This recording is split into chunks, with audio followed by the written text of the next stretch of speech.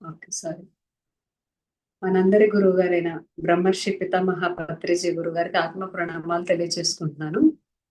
నాకు ఈ జ్ఞానాన్ని ఇచ్చినటువంటి వంశీ సార్ గారికి ఆత్మ ప్రణామాలు తెలియజేసుకుంటున్నాను. నాకు ఈ అవకాశం ఇచ్చినటువంటి మాధవి మేడం గారికి, గ్రూప్ సభ్యులందరికీ కూడా పేరు పేరున ఆత్మ ప్రణామాలు తెలియజేసుకుంటున్నాను. నాకు జన్మనిచ్చిన నా తల్లిదండ్రులకి, ఈ సృష్టిలో ఉన్న ధ్యాన గురువులకి, జ్ఞాన గురువులకి, మంత్ర గురువులకి, మాస్టర్స్ కి, ఏంజల్స్ కి, దేవాత్మలకి, సదాత్మలకి అందరికీ కూడా నేను ఆత్మ ప్రణామాలు తెలియజేసుకుంటున్నాను. ఫ్రెండ్స్, మనము చెప్పుకుంటున్న అంశం భావనా శక్తి. భావనా శక్తిలో ఇప్పుడు దాకా ప్రేమ, క్షమాతత్వం, అంగీకార భావం, ప్రశంస, ఆశీర్వాదం, శాంతి, సామరస్యం, కరుణ, మైత్రి, అహింస గురించి చెప్పుకున్నాం ఇప్పుడు దాకా.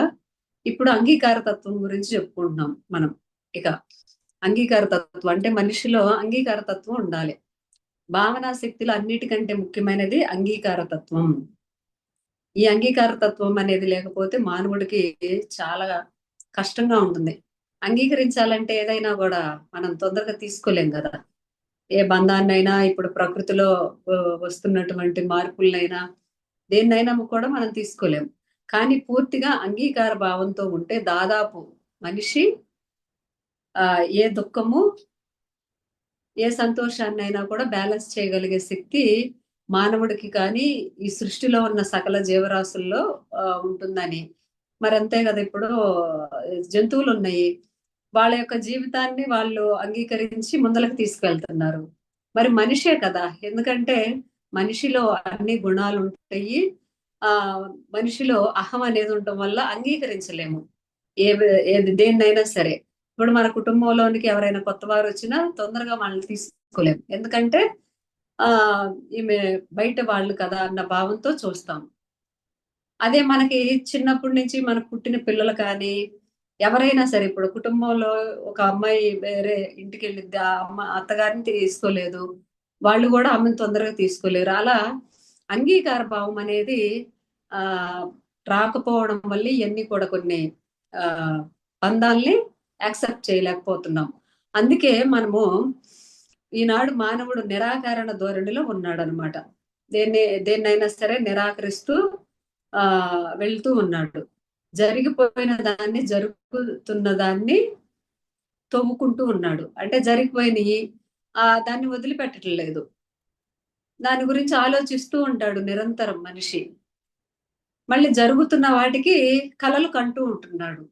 అందుకే మనకి జరిగిపోయిన దాంట్లో అద్భుతాన్ని తీసుకోవాలి, రాబోయే దాంట్లో ప్రణాళికలు వేయాలని మనకు చెప్పుకుంటూ ఉంటారు గురువులు. అంటే ఆధ్యాత్మికంగా మనం ఎలా ఉండాలి అనేది ప్రణాళిక అనేది వేసుకోవాలని చెప్తారు అనమాట. అందుకే నిరంతరం తన అంతరంగంలో ఒకలాంటి సంఘర్షణతో జీవితాన్ని గడుపుతున్నాడు. ఎప్పుడు కూడా మనిషికి సంఘర్షణే కదా. ఎప్పుడు ఏదైనా పని చేయాలన్నా కూడా సంఘర్షణ, ఆలోచన, అంగీకార తత్వం లేకపోవడం వల్ల. ఎందుకంటే లోపల మనసు అనేది పనిచేస్తూ ఉంటది అనమాట. అందుకే ఈ సంఘర్షణలన్నీ మానసిక సందిగ్ధంలోంచి పుట్టుకొస్తున్నాయి. ఈ మనసు ఇవన్నీ కూడా మనకి గత జన్మల్లో నుంచే మనసు అనేది ఆత్మ కూడా ఉంటుంది అనమాట, ఆత్మస్థితిలో ఉంటుంది. మనసు అన్ని క్యారీ చేసింది కదా. ఒక్కొక్క జన్మలో ఒక్కొక్క కొన్ని కొన్ని వాటిని రిలీజ్ చేసుకుంటూ వచ్చింది. అలా ఈరోజు మానవుడు ఒక ఉన్న స్థితి నుంచి ఉన్నత స్థితికి చేరడానికి ఈ అంగీకార భావం అనేది ఉండాలని, ఆ సందిగ్ధంలో నుంచి పుట్టుకొచ్చే ఆలోచనలను మంచి ఆలోచనలతో ముందలకు తీసుకువెళ్ళాలని ఇక్కడ చెప్పుకుంటున్నాం. మనసు పోరాడుతుంది, హృదయం అలా కాదు, అర్థం చేసుకుంటుంది, అంగీకరిస్తుంది. మనసు పోరాడిద్ది, నాకు అది కావాలి, ఇది కావాలి అని. కానీ హృదయం ఏం చేసిద్ది? అయిపోయింది, ఆ అంగీకరించాలన్నమాట. మనకు వచ్చిన శారీరక రుగ్మతను కానీ, మానసిక రుగ్మతను కానీ, ఆర్థికంగా మనం పడే ఇబ్బందిని కానీ అంగీకరిస్తుంది. అంటే అది నేను తెచ్చుకున్నానేమోలే, అందుకే అంటే నా కర్మానుసారం జరుగుతుందని హృదయం అంగీకరించింది. మనసు మాత్రం ఒప్పుకోదు. నేనెందుకు అలా నేనెందుకు ఒప్పుకోవాలి అని, నేను చాలా పర్ఫెక్ట్ గా ఉన్నాను కదా అని. కానీ ఈరోజు మనిషి ధ్యానంలోకి వచ్చిన తర్వాత తెలుసుకుంటున్నాడు, కొంతమంది అంటారు ధ్యానం చేయకపోయినా మాకు అన్ని తెలుసులే మీరు చెప్పే అన్ని అంటారు. అంటే వాళ్ళల్లో అహం ఉండటం వల్ల దాన్ని అంగీకరించలేరు. అందుకే మనం ఏం చేస్తున్నాం, వాళ్ళకి ఒకసారి రెండు సార్లు చెప్తాం, వదిలేస్తాం, పోరాడం. ఎందుకంటే మన హృదయం చెప్పిద్ది నువ్వు అంత ఇదిగా చెప్పనవసరం లేదబ్బా, వదిలేసే. ఒకసారి చెప్పి వదిలేయడం మన పని. అందుకే మనకి ధ్యానంలో ఎవరిని కూడా ఒత్తిడి చేయడం అనేది ఉండదు అనమాట. చెప్పడం, వదిలేయడం. వాళ్ళకి ఇంట్రెస్ట్ కలిగితే వాళ్ళే మనతో మాట్లాడతారని. అంటే వాళ్ళల్లో కూడా అంగీకార భావన అనేది వచ్చినప్పుడు మాత్రమే మనిషి మనతో కలిసి ప్రయాణం చేయగలరు ఆధ్యాత్మికంగా. ఆ అంగీకార తత్వం లేకపోతే ప్రయాణం అనేది చేయలేరు అనమాట. అలా కావున మానవుడు వెంటనే మనసును కేంద్రంగా జీవించే విధానం నుంచి హృదయం కేంద్రంగా జీవించే విధానంలోకి మార్చుకోవాలి. అంటే మనసు చెప్పినట్లు వినకుండా హృదయం చెప్పినట్లు వినాలన్నమాట. అందుకే ఇక్కడ ఏమంటారంటే మనసు వెళ్ళిన ప్రతి చోటకి మనిషి వెళ్ళకూడదు. మనిషి వెళ్ళాడంటే అలా మనం ఆత్మస్థితిలో డౌన్ అయిపోతామని. మరి ఇప్పుడు దుర్యోధనుడు ఉన్నారు. ఆయన ఇప్పుడు ఒక 12 సంవత్సరాలు ఏమో ఆయన సాధన ఇట్లా రాజ్యపాలన చేశారు. ఆయన గురించి కూడా మంచిగా చెప్తారు. కానీ ఆయన ఎక్కడ డౌన్ అయ్యాడు? ఆయన మనసు చెప్పింది విని అహంకార తత్వంలోకి వెళ్ళి అంగీకార భావం లేకపోవడం వల్ల అతను డౌన్ అయిపోయాడు అనమాట. అదే హృదయం చెప్పినట్టు అర్జునుడు విన్నాడు. ఏమైంది? కృష్ణుడు అక్కడ ఎక్కిరిస్తాడు అనమాట. దుర్యోధనుడు ఈ మనిషిని తీసుకెళ్లి నువ్వేం చేసుకుంటావు, ఆయన ఇవన్నీ కూడా యుద్ధ సామాగ్రి వాళ్ళ యొక్క మనుషులందరూ కూడా నేను తీసేసుకున్నా కదా అని అంటే, మనిషి ఉంటే చాలు, కృష్ణుడు నా వైపు ఉంటే చాలు అని అంటాడు అనమాట. అంటే కృష్ణుడు హృదయం, మనసు దుర్యోధనుడు. అందుకే మనసు వెళ్ళిన ప్రతి చోటికి మనిషి వెళ్ళకూడదు. అందుకే మనకి ఇక్కడ ఏమని చెప్తారంటే, అలా వెళ్ళాలి అనుకుంటే ఇదిగో ధ్యానంలో కూర్చొని ఇలా మీరు దాన్ని పొందవచ్చు ఆత్మపరంగాని. అప్పుడు దాని వల్ల అయితే తప్పు లేదని మనకి ఆధ్యాత్మికంగా చెప్తారనమాట. ఎందుకంటే ఆత్మ ఎక్కడికైనా వెళ్ళగలదు, ఏదైనా చేయగలదు. అది మనం రాత్రి పడుకున్నప్పుడు ధ్యానం చేయకపోయినా కూడా ఆత్మ తనకు నచ్చిన ప్లేస్ కి వెళ్ళి విశ్రాంతి తీసుకొని మంచిగా ఎంజాయ్ చేసి వచ్చింది అనమాట. ఇది కొంచెం చెప్పడానికి మనకు పచ్చిగానే ఉంటుంది, కానీ అది మనకు తెలియని నిజం ఇదే. ఆ ఆత్మలో నుంచి ఈ దేహంలో నుంచి ఆత్మ బయటికి వెళ్ళి తనకు నచ్చినట్లు విహరించవలసి వచ్చిద్దని. అందువల్ల మనం ధ్యానం చేసినప్పుడు ఆ అనుభవాలన్నీ పొందగలుగుతాము. భగవంతుడు మనకి ఏది ఇవ్వాలో అది ఇస్తాడని అంగీకరిస్తున్నాం. ధ్యానంలోకి వచ్చిన తర్వాత నా కర్మను కూడా నేను అంగీకరిస్తున్నాను అన్న భావంలో వెళ్ళి హృదయం చెప్పినట్లు వింటున్నాం ఇక్కడ. అదే మామూలుగా భౌతికంగా అయితే హృదయం చెప్పినట్లు మనం వినం, అహంలోకి వెళ్ళిపోతాం, అంగీకరించలేం ఏ బంధాన్ని కూడా. అందువల్ల మనం ఏం చేయాలంటే నిజంగా మనం మనసు కాదు, ఆ మనసు మనది కూడా కాదు అని తెలుసుకోవాలి. అది మనం మనసు కాదు, ఆ మనసు మనది కూడా కాదు అని తెలుసుకోవాలి. తెలుసుకున్నప్పుడు అది ఎక్కడి నుంచి వచ్చింది అసలు? నిజంగా ఆ మనసు అనేది ఎక్కడి నుంచి వచ్చిందంటే మన బాల్యంలో 7 సంవత్సరాల దాకా మనకి ఏమీ తెలియదు. ఇక అప్పుడు మొదలైద్ది అనమాట. పిల్లలకు కానీ మనం చెబుతూ ఉంటాం కదా, అరే నేను, నాది, నా పేరు అని. అప్పుడు దాకా కూడా పిల్లలు ఏమంటారు, చింటూ వచ్చాడు చూడండి అని పేరు పెట్టి పిలుస్తారు. వచ్చి అమ్మ దగ్గరికి వచ్చి, నా పేరెంట్స్ దగ్గరికి వచ్చి పేరు పెట్టి సంబోధిస్తారనమాట. కానీ మనం ఏం చేస్తాం, అలా అనకూడదురా విధవ అని వాడి మీద ఒకటి వేసి నేను వచ్చానని చెప్పమని అప్పుడే మొదలు పెడతాం అనమాట. అంటే మనకు అలా మన పేరెంట్స్ చెప్పారు, మనం మన పిల్లలకి చెప్పాం. అప్పుడు మొదలైన ఈ మనసు ఇక బారికి కూడా ఏ బంధాన్ని కూడా అంగీకరించలేకపోతున్నారు. అదే అంగీకరించినట్టయితే ఈ కుటుంబంలో కలహాలనేవి ఉండవని మనం చెప్పుకుంటున్నాం. అందుకే హృదయం చెప్పినట్లు వినాలన్నమాట. అంతేకాకుండా ఈ భూమండలంలో చుట్టూ ఒక వాతావరణం లాగా ఆలోచన వరణంలో ఉన్నాము. మనం ఆలోచిస్తూ ఉంటాం.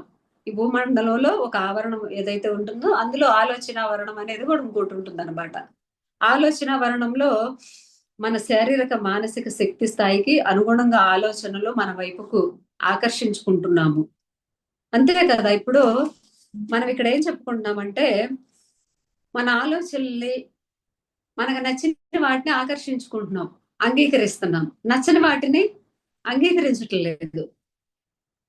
అలా పిల్లలు పేరెంట్స్ తీసుకుంటే ఇప్పుడు రీసెంట్ గా పిల్లలకి రిజల్ట్ వచ్చింది. రిజల్ట్ వచ్చినప్పుడు ఆ, ఏమైంది, పిల్లవాడికి 960 మార్కులు వచ్చినాయి ఇంటర్మీడియట్ లో, సెకండ్ ఇయర్ లో. వాళ్ళ పేరెంట్స్ టీచర్స్ అన్నమాట. 960 ఏనా వచ్చింది, తగ్గినాయి అని చెప్పేసి అబ్బాయిని అనేసరికి ఆ బాబు సూసైడ్ చేసుకొని చనిపోయాడు. వాళ్ళకు ఒక్కడే పిల్లోడు. అంగీకార భావం ఎందుకు ఉండదు పేరెంట్స్ లో? అరే నాయన, నువ్వు పాస్ అయితే చాలని అని చెప్పొచ్చు కదా పిల్లలకి. ఈ ఫస్ట్ ర్యాంకులు సెకండ్ ర్యాంకులు తెచ్చుకొని ఏం చేయాలి? వాళ్ళ నెత్తి మీద రుద్దుకోవాలా? వాళ్ళకి ఏదో టాలెంట్ ఉంటుంది కదా, ఆ టాలెంట్ ను గుర్తించి చదివించి దానికి తగ్గ మార్గదర్శిని పిల్లలకి పేరెంట్స్ అందించాలి కదా. మనం అంతకు ముందర చెప్పుకున్నట్లు తల్లిదండ్రి ఏమి పిల్లల్ని ఎంచుకొని రారు, పిల్లల మీద మీ ఇష్టాలు రుద్దొద్దు అని చెప్పుకున్నాం. మళ్ళీ పిల్లలు కూడా అంతే. నాకెందుకు ఇలాంటి తల్లిదండ్రులు వచ్చారు అని అంటే, మీ కర్మకు తగ్గట్టు వాళ్ళు మీ కర్మని ఆ, మంచిగా ముందరకు తీసుకెళ్తారని వాళ్ళు ఎంచుకొని వచ్చారని చెప్పాం. మరి ఈ రోజు ఆ బిడ్డ లేడు, ఎవరిని సాధిస్తాం? చెప్పుకుంటున్నాం ఫ్రెండ్స్, అంటే అందరము కూడా పేరెంట్స్మే. మరి ఇప్పుడు వాళ్ళకు ఒకటే బాబు, తను ఎంతో బాగా చదువుతుంది. 960 మార్కులు వచ్చినాయండి, ఎంత బాగా వచ్చినట్లు అసలు మార్కులు. అలా పిల్లలకి మార్కులు కొంచెం తగ్గినా కూడా పిల్లలు కూడా ఇంకొంచెం ఉంటే బాగుంటుంది, రెవల్యూషన్ పెట్టుకుంటా అది ఇదని అంటూ ఉంటారు. పాస్ అయ్యారు కదబ్బా చాలు, ఆ మార్కులు తృప్తి అంటే పేరెంట్స్ అంటూ ఉంటారు అనమాట. పేరెంట్స్ అనడం వల్ల పిల్లలు అలా రెవల్యూషన్ పెట్టుకుంటాము, ఇంకొంచెం లేకుంటే మళ్ళీ ఎగ్జామ్ రాస్తామని వాళ్ళు ప్రయత్నిస్తూ ఉంటారు. అందుకనే పిల్లలు ఎప్పుడైనా సరే కాంపిటేటివ్ ఎగ్జామ్స్ రాసినా వాళ్ళకి ఒకసారి కాకపోతే రెండోసారి మళ్ళీ ప్రయత్నించమని చెప్పండి, కానీ నీకు రాదు, నీకు చేత కాదు, నువ్వు సరిగ్గా చదవలేదు, అందుకే రాలేదు అని పిల్లల్లో నిరుత్సాహాన్ని నింపొద్దు. ఎందుకంటే వాళ్ళ మనసు చాలా సున్నితమైంది. వాళ్ళకి అసలు ఏమీ తెలియదు. చదువుకుంటారు, వాళ్ళ ప్రయత్నం వాళ్ళు చేస్తారు. ఇప్పుడు వాళ్ళకి మార్కులు తగ్గితే వాళ్ళకి బాధ కాదా? మనకు తగ్గి మనకేనా బాధ? మనకేనా పరువు? వాళ్ళకి పరువు ఉండదా? స్కూల్లో పిల్లల దగ్గర పరువు మర్యాద, పక్కవాడికి ఇంత వచ్చింది, వాళ్ళకి ఇంత వచ్చింది, నా అమ్మాయికి ఇన్ని వచ్చినాయి అని పోటీ పెడతాం. వాళ్ళ యొక్క స్థితి అదే, వీళ్ళ యొక్క స్థితి ఇది అని మనం అంగీకరించలేకపోతున్నాం. మన పిల్లల దగ్గరే, మన బంధాల దగ్గరే. అందుకే మనం ఒక చుట్టూ ఆలోచన వరణాన్ని పెట్టుకున్నాం అనమాట. అవి మన ద్వారానే ప్రసరించి మనలోంచి రూపాన్ని, శక్తిని సంతరించుకుంటున్నాయి. మన లోపల నుంచే ఆకారాన్ని. ఇప్పుడు ఇప్పుడు చెప్పాను కదా, అది రియల్ గా జరిగింది, నాకు ఈరోజు తెలిసింది అనమాట. అది నిన్న జరిగింది. ఆ చెప్తున్నా, ఈ ఆలోచనలే సంతరించుకుంటున్నాయి మన లోపల. ఎగ్జామ్స్ మార్కులు రాగానే పిల్లల మీద పడిపోవడం, అలా మనం చేయకూడదు ఫ్రెండ్స్. ఏదైనా సరే, ఒక పిల్లల విషయంలోనే కాదు, బంధం విషయంలో కూడా భగవంతుడు మనకి ఇచ్చాడంటే ఊరికే రాదు కదా అని మనం జ్ఞానం తెలుసుకోవాలి. ఇప్పుడు ఇంట్లో కుటుంబ సభ్యులు కూడా అంతే కదా. ఇప్పుడు ఒక అమ్మాయి కోడలుగా వచ్చిందంటే మీకు రుణం అనేది ఉంది కాబట్టి, ఒకానొక జన్మల్లో నీకు కూతురుగా పుట్టి అప్పుడు నీకు సేవ అనేది చేయనప్పుడు ఇప్పుడు కోడలుగా వచ్చి ఆమె సేవ చేసింది కాబట్టి నీ కూతురుగా భావించి నువ్వు ఆమెని ఆ ఆమె అదే మన బిడ్డ అయితే ఇలా చేస్తే ఓర్చుకోలేమా అని మనం ఒప్పుకున్నప్పుడు, అంగీకరించినప్పుడు వాళ్ళల్లో కూడా మార్పు వచ్చిందని ఇక్కడ చెప్పుకుంటున్నాం. ఏమైంది ఇప్పుడు, వాళ్ళు ఒక 10 అడుగులు వెనక్కి వేస్తే మనం ఒక 20 అడుగులు వాళ్ళ వైపు ముందలకి వేస్తే, పిల్లల వైపు అయినా ఇంట్లో బంధాల వైపు అయినా కూడా తప్పేముంది? అలా అత్తామామల్ని కూడా వాళ్ళు చూసుకోవాలి అమ్మానాన్నలాగా. అది ఇద్దరిలో కలిగినప్పుడు అంగీకారతత్వం అనేది బంధాలైనా దేన్నైనా అంగీకరిస్తాము అని ఇక్కడ చెప్పుకుంటున్నాం. కాబట్టి మనసుని తన చేతుల్లోకి తీసుకుని జీవితాన్ని సృష్టించుకోవడం మానవేసి తాను మనసు చేతిలోనికి వెళ్ళిపోయాడు. మనసుని మన చేతిలోనికి తీసుకోవడం మానేసి మనసు చేతిలోకి మనం వెళ్ళిపోయి ఈరోజు మనసుని మనం అర్థం చేసుకోవాలి అన్న ధోరణిలోకి వచ్చాడు అనమాట. మన మనసుని ఆలోచన విధానాలను మార్చుకోవాలి. ఎరుకతో మనమే వదిలిపెట్టనంత వరకు అవి మనలోనే మనకి తెలియకుండా కొనసాగుతూ ఉంటాయి. అంటే అవి మనలోనే మనకి ఆ బాధని, అహంకారాన్ని మిగుల్చుతాయి అన్నమాట. ఆ ఆలోచన విధానాలతో సాగే మన జీవితం అనే పరిస్థితుల్ని అనుభవాల్ని పదే పదే పునరావృతం చేసుకుంటాయి. మనకొచ్చే ఈ అనుభవాలని, మన పరిస్థితుల్ని పదే పదే పునరావృతం చేసుకుంటూ ఉంటాయి అన్నమాట. మనం ఏర్పరచుకున్న మనసే సమస్యల్ని సృష్టిస్తుంది. మన మనసే సమస్యలను సృష్టిస్తుంది. సృష్టించేసింది కదా అక్కడ. మన మనసు అక్కడ సృష్టించిందిగా, మనకి సమస్య వచ్చేసిందిగా. బిడ్డను పోగొట్టుకున్నాంగా అన్న ధోరణిలో ఏ పేరెంట్స్ ఆలోచించట్లే. వెళ్ళిపోయిన తర్వాత ఎందుకురా ఇలా చేసుకున్నావు అది ఇదని మనం బాధపడతాం. అందుకే ఏదైనా కూడా మనకి వచ్చిన దాంతో తృప్తి పడాలి. నాకు ఇల్లుంది, వాళ్ళకి వాళ్ళకి పెద్ద బంగళా ఉంది, నాకు అది లేదు అని అనుకోకూడదు. అలా ఈ రోజు ఎన్నో బంధాల్లో ఇప్పుడు ఒక ఆయన ఉన్నారు, ఇలాగే ఆధ్యాత్మికంగా చాలా ఇంటర్వ్యూస్ ఇచ్చాడనమాట ఆయన. ఆయనకి వాళ్ళ వైఫ్ కి కొన్ని గొడవలు అయినాయి. అంటే గొడవలు అంటే ఈయన కొన్ని అప్పులు చేయడం వల్ల ఆమె పిల్లవాడిని తీసుకుని వెళ్ళిపోయింది. ఆ తర్వాత ఆయన అప్పులు తీర్చుకున్నాడు, చాలా మంచిగా ఉన్నాడు. కానీ అప్పటి నుంచి ఇప్పుడు దాకా కూడా వాళ్ళ పిల్లవాడు ఎలా ఉంటాడనేది ఇతను చూడలేదు, ఆమె చూపించలేదు. మరి ఆయనకి ఎన్నో ఇంటర్వ్యూల్లో ఎంతమందో పిల్లల్ని చూస్తుంటే ఆయనకి గుర్తు వస్తాడనమాట వాళ్ళ బాబు. కానీ అన్నీ ఉన్నాయి కదా, అన్నీ ఉన్నాయి కానీ బాబు లేడు, భార్య లేదు. అంటే ఒక్క నిమిషం కొంచెం ఆలోచించి, బంధాల్లో, భార్యాభర్తల బంధాల్లో ఆలోచించి, సరే ఇది ఎదురుకొచ్చిందంటే దీనివల్ల మాకు తెలుసుకోవాల్సింది ఏదో ఉందని చెప్పేసి ఆలోచించి ఒక్క అడుగు ఆగినట్లయితే ఆమె ఈరోజు వాళ్ళ జీవితం అద్భుతంగా ఉండేది. ఆయన అంటుంటాడు, మరి ఇన్నున్నా కూడా భార్య పిల్లవాళ్ళు అనేదే లేడు. అంటే అసలు చూపించలేదు ఆ తల్లి. అంటే అంత క్రూరంగా ఎందుకు మనం మారిపోతున్నాం? ఎదుటి వాళ్ళ మీద అంగీకారతత్వం లేకపోవడం వల్ల. అలా బంధాల్లో ఎన్నో విధాలుగా ఈ రోజు ఎన్నో విడాకులు అవ్వడానికి, పిల్లలు సఫర్ అవ్వడానికి, సూసైడ్ చేసుకోవడానికి ఇవన్నీ కూడా జరుగుతున్నాయి అన్నమాట. అందువల్ల మనం ఏం చేయాలంటే, ఒక స్త్రీగా అయినా ఒక పురుషుడుగా ఉన్నప్పుడు ఒకళ్ళకొకళ్ళు అర్థం చేసుకోవాలి. ఆ క్షణం కొంచెం మనం ఆగిపోతే ఆ సమస్యను దాటిపోతాం కదా.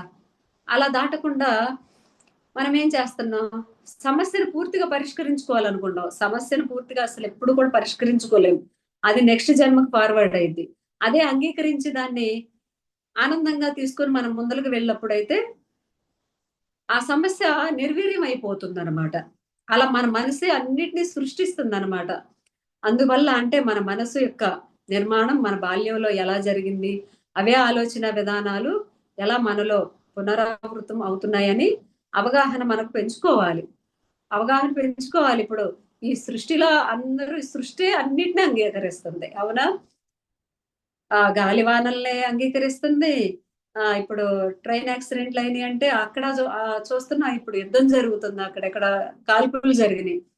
మరి ఇవన్నీ కూడా సృష్టి అంగీకరించి ముందలకు తీసుకెళ్తున్నప్పుడు మన కుటుంబ సభ్యుల్ని, మన పిల్లల్ని ఏది చేసినా అంగీకరించి వాళ్ళకి సముదాయించి మనం ముందలకు తీసుకెళ్ళొచ్చు కదా.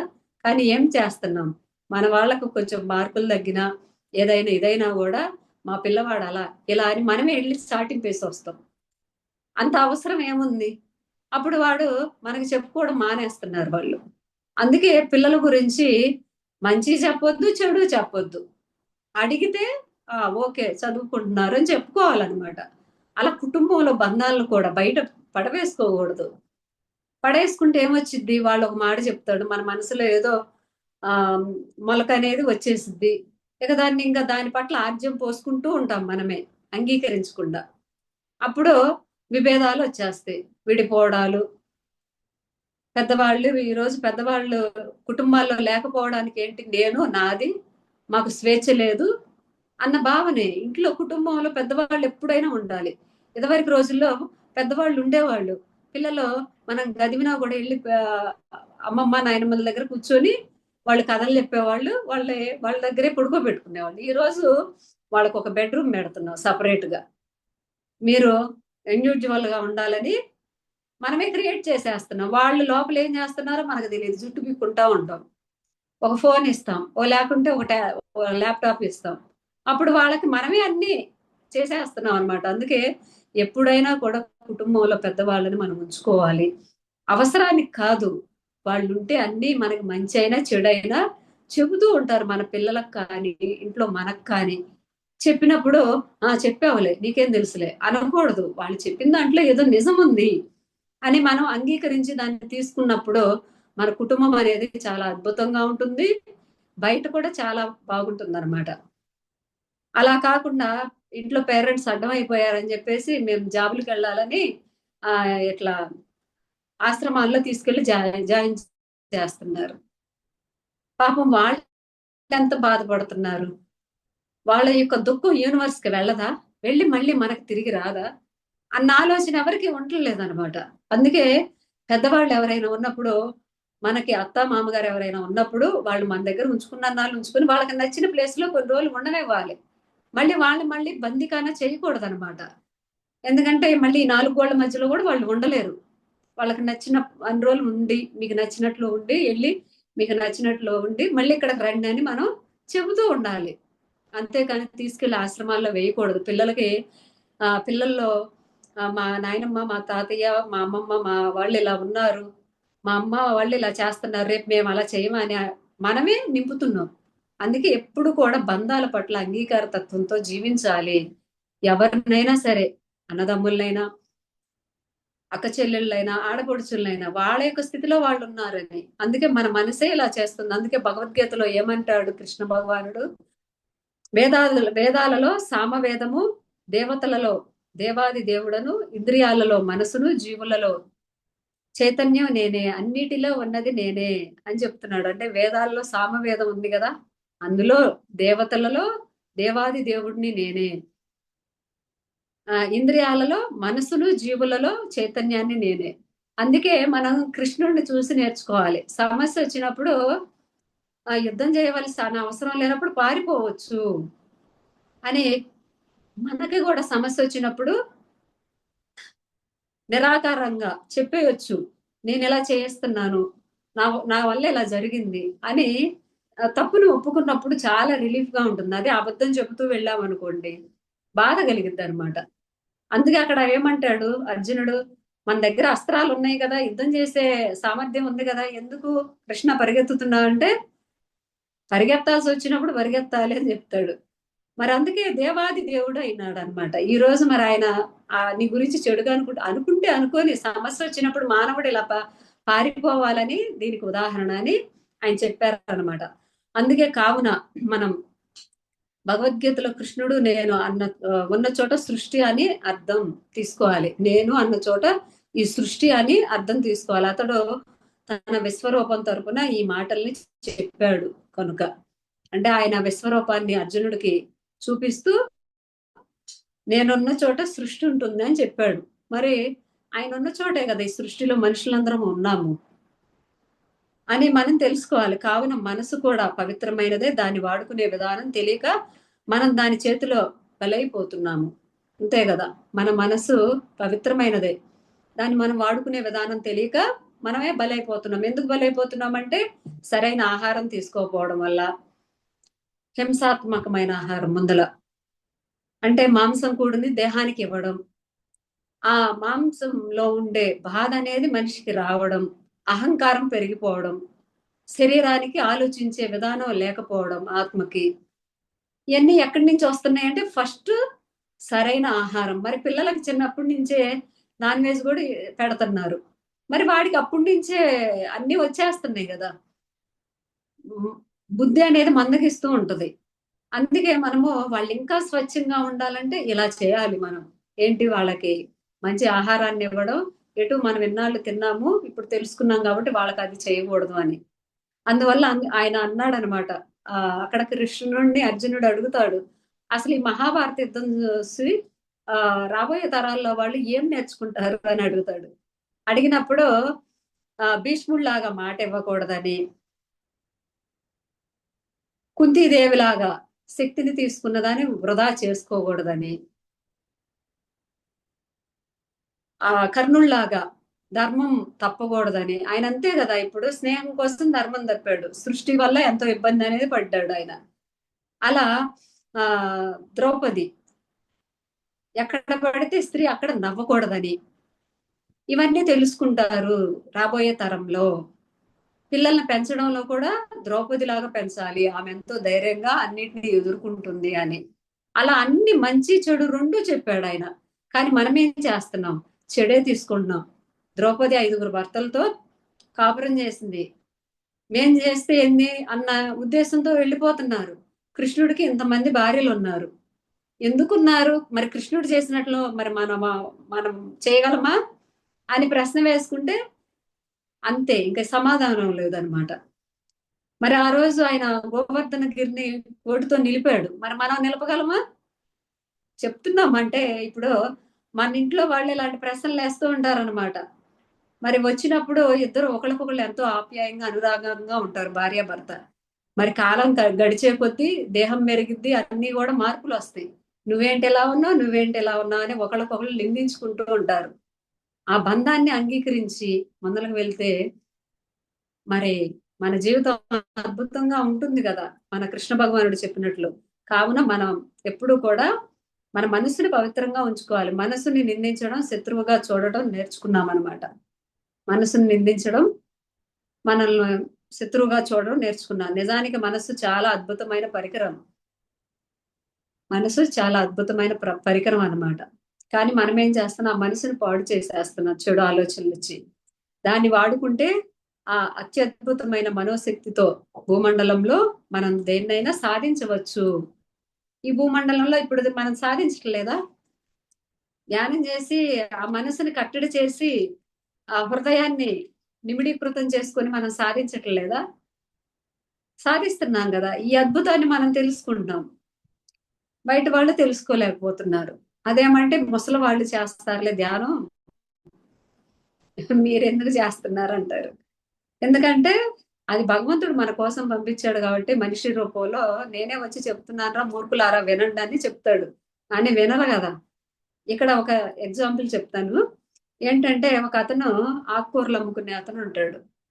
అతను ఏం చేస్తాడంటే రోజు ఆకుకూరలు కోసుకుని వస్తూ ఉన్నప్పుడు ఒక అతను, ఒక సాధువు, బాగా సాధన చేసిన ఆయన, వెంకటేశ్వర స్వామి ఫోటో పెట్టి దానికి తులసి దళాలతో పూజ చేస్తూ ఉంటాడు. ఇతను ఏమనుకుంటాడు, నేను కూడా తులసి దళాలతో పూజ చేయాలి అని చెప్పేసి ఒక ఆకుకూరలతో పాటు అక్కడ తులసి దళాలు కనపడతాయి. సరే నేను చేయకపోయిన ఈ తులసి దళాలను ఆయన తీసుకెళ్ళి ఇస్తే ఆయన చేసుకుంటాడు కదా అని చెప్పేసి బాగా ఇంత కట్ట కట్టుకొని తల మీద పెట్టుకొని వస్తాడు. వచ్చి అతన్ని పిలుస్తాడు. అయ్యా ఇదిగో ఈ తులసి దళాలతో మీరు ఆ గోవిందుడికి పూజ చేయండి అని అన్నప్పుడు ఆయన యొక్క దివ్య జ్ఞానంతో తెలిసిపోయిద్ది. సరే నువ్వు అలా ఆ తులసి దళాలని కింద పెట్టకుండా తల మీద అలాగే ఉంచుకో అంటాడు అనమాట ఆ యొక్క మోపుని. అన్నప్పుడు సరే నాయనాన్ని ఇంకా లోపలికి వెళ్తాడు. లోపలికి వెళ్ళినప్పుడు ఆ యొక్క తులసి దళాల్లో రాహువు ఉంటుందన్నమాట, పాము. అప్పుడు ఆ రాహు ఆయన దగ్గరికి వెళ్తాడు. శక్తితో అతన్ని పిలుస్తాడు అనమాట ఆ సాధు. వెళ్ళినప్పుడు ఏమిటి నాయన ఇది అని అంటే, ఆయన ఆ తులసి దళాల మోపు కింద పెడితే నేను అతన్ని కాటి వేసి వెళ్ళాలనేదే అతని కర్మలో భాగం ఉంది. ఇది నేను పూర్తి చేయడానికి వచ్చాను. కాబట్టి నువ్వు కింద పెట్టమని చెప్పు అని చెప్తాడు అనమాట. చెప్పినప్పుడు అవునా అతని మరణం ఉందా అని చెప్పేసి ఆ సాధువు ఎంతో బాధతో అడుగుతాడు. దీనికి పరిష్కారం ఏంటి అని అడుగుతాడు. అంటే ఆయన హృదయంతో ఆలోచించాడు అనమాట. అడిగినప్పుడు ఆయన ఏమంటాడో తెలుసా? రాహు, నువ్వు ఇప్పుడు దాకా సంపాదించుకున్న శక్తిని మొత్తం నాకు ఇచ్చేయాలంటాడు సాధన ద్వారా. అంటే సరే ఇచ్చేస్తాను అని ఆయన యొక్క శక్తిని మొత్తం అప్పుడు దాకా పూజ ద్వారా తీసుకున్న శక్తి మొత్తం ఆ రాహుకి ఇచ్చేస్తాడు. అప్పుడు ఆయన వెళ్ళిపోతాడు అనమాట. చూడండి మనం కూడా అంతే. ఇప్పుడు ధ్యానం చేస్తున్నాం, జ్ఞానం పొందుతున్నాం. కొంతమంది అంటారు ఎక్కువసేపు మాట్లాడకూడదు, వాళ్ళకి వాళ్ళే తెలుసుకునేలా చేయాలి అంటాం. కాదు, బాధలో ఉన్న వాళ్ళకి మన ఎక్కువసేపు మాట్లాడి వాళ్ళని సముదాయించి మన శక్తి వేస్ట్ అయినా పర్వాలేదు, భగవంతుడు మళ్ళీ నాకు ఇస్తాడు, వీళ్ళు మన దగ్గరకు వచ్చాడంటే భగవత్ స్వరూపం అని భావించి అక్కడ సాధువులాగా మనం కూడా వాళ్ళతో మాట్లాడాలి, ఓదార్పునివ్వాలి. మన మాట ఎక్కడ మాట్లాడాలో అక్కడ మాట్లాడాలి. అదే అంగీకారతత్వం. మరి ఆయన అంగీకరించబట్టే కదా ఆ శక్తిని మొత్తం ఇచ్చేశాడు. అవసరమైనప్పుడు మనం కూడా అలా శక్తిని దారిపోయాల్సి వచ్చినప్పుడు పోయాలి అని మనం ఇక్కడ ఆ సాధువు కథ ద్వారా తెలుసుకున్నాం. మనమే మన మనసు మన మన మనసే. మనస్సుని దూషించటం అంటే డాన్స్ చేతగాని వాడు డాన్స్ వేసినట్లు ఉంటుందన్నమాట. అంటే డాన్స్ రాకుండా స్టేజ్ మీద ఎక్కి డాన్స్ చేయాలని ప్రయత్నిస్తే ఏముంటుంది, రాదు కదా. అలాగే మన మనసుని దూషించామనుకోండి, మనం ఎట్లా పడితే అల్లపుల్లోలం అయిపోతాం. అందుకే మనసుని అంగీకరించి ముందులకు తీసుకువెళ్ళాలి. అంగీకరించి ప్రేమించండి. అది మీరు చెప్పినట్లు వింటుంది. ఎక్కడా ప్రేమను మించిన శక్తి లేదు. చూడండి, అందుకే మనిషి చనిపోయే నాటికి ప్రేమ అనేది ఆత్మస్థితిలో ఉండాలి. మోహం ఉండకూడదు. మోహం ఉంటే భూమండలంలోనే ఆత్మ ఆగిపోయింది. అదే ప్రేమ ఉంటే ఆత్మలోకానికి వెళ్ళిపోయింది. ఇక్కడ నా పని అయిపోయింది, ఇంకా ఈ బంధాల్లో నా పాత్ర అయిపోయిందని తను వెళ్ళిపోయింది. అదే మోహంతో ఉన్నాం అనుకోండి, అయ్యో నా కొడుక్కి నేను పెళ్లి చేయలేదు, నా కొడుక్కి ఇల్లు ఇవ్వలేదని బాధపడుతూ ఉంటారనమాట. అలా ఒక ఒక సాధువు ఉన్నాడు అనమాట. ఒక అతను, వాళ్ళకి ముగ్గురు కొడుకులు ఉంటారు. ముగ్గురు కొడుకులు కూడా ఆ ఒక సాధువు వాళ్ళ ఇంటికి వస్తాడు. ఆయన కాశీ యాత్రకి వెళ్తా. ఆయన చెప్తాడు, అయ్యా నువ్వు రా నాతో, నీకు సాధన నేర్పిస్తానని. అప్పుడు కూడా ఏమంటాడంటే, అయ్యా నా పిల్లలు చిన్నోళ్ళు కదా, వాళ్ళు పెద్దోళ్ళు చేసి పెళ్లిళ్ళు చేసి వస్తానంటాడు. మళ్ళీ రెండోసారి వస్తాడు ఆయన. ఏయ్యా పెళ్లిళ్ళు అయిపోయినాయిగా, వస్తావా అని అంటే, అయ్యా ఇంకా ఆస్తులు మంచలేదు, వాళ్ళకేమీ తెలియదు, నేనే ఉండి చేయాలి, అదంతా అయిపోయినాక వస్తానంటాడు. ఆ తర్వాత మళ్ళీ వస్తాడు మూడోసారి. వచ్చినప్పుడు అయిపోయిందా నువ్వు నీ పని అని అంటే, లేదు అవ్వలేదు, వాళ్ళకి తెలియదు, వాళ్ళకి ఈ ఆస్తి అప్పచెప్తే ఎలా వాడుకోవాలో తెలియదు కాబట్టి నేను ఇవ్వట్లేదు అంటాడు. మళ్ళీ రా అంటాడు. మళ్ళీ వస్తాడు అలాగా. వచ్చినప్పుడు అప్పటికి ఈయన చనిపోయి ఉంటాడు. ఇతను అదే సాధన నేర్పిస్తాను అతనికి, అతను చనిపోయి ఉంటాడు. మీ నాన్న అక్కడ ఉండ వాళ్ళ కొడుకు, మా నాన్న చనిపోయాడంటే ఆ అని చెప్పి ఆయనకి కొంచెం ఆహారం పెట్టినప్పుడు అక్కడ ఒక కుక్క ఉంటది. ఆ కుక్క ఈయన చూస్తాడు కదా, చూసినప్పుడు ఆ కుక్కలో అతని ఆత్మ ఉంటది అనమాట. అడుగుతాడు, ఏంటి నువ్వు చనిపోయావు కదా అని అంటే, మరి ఇక్కడ డబ్బంతా కూడా తీసుకొచ్చి ఆ చెట్టు కింద పాతి పెట్టాను, నా పిల్లలకు కాపాడుకోవడం రాదని చెప్పేసి దాని కుక్కలా కాపలాగా కాస్తున్నాను అంటాడంట. సరే అని చెప్పేసి ఇంకా వెళ్ళిపోతాడు. వెళ్ళిపోయిన తర్వాత ఇప్పటికైనా వస్తావంటే, ఇప్పుడు కూడా నేను రాను, అది వాళ్ళు రాదంటాడు. అప్పుడు మళ్ళీ వెనక్కి వస్తాడు, మళ్ళీ వెళ్ళి మళ్ళీ వస్తాడు. అప్పుడు పాముగా ఉంటాడు అనమాట. అప్పుడు ఆయన దివ్య నేత్రంతో చూస్తాడు, పాముగా మళ్ళీ వచ్చాడని.